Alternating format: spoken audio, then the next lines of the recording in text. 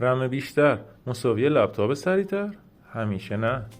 فکر میکنی فقط با اضافه کردن رم لپتاپت خیلی سریع میشه؟ ولی اشتباه میکنی.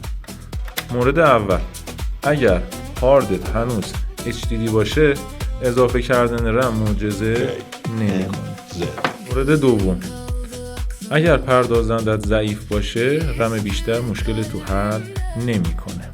از این قسمت میتونین PC یا مای کامپیوتر کلیک راست پراپرتیز مشخصات پردازندتون رو ببینین. پروسسور i5 1135G7 نسل 11. مورد سوم، اگر ویندوز و برنامه ها پر از فایل اضافی یا ویروسی باشن حتی 16 گیگ رم هم کمکت نمیکنه. قبل از خرید رم حتما این سه مورد رو چک کن که الکی هزینه نکنی. ما رو فالو کنید تا آموزش های بعدی ما رو هم ببینید.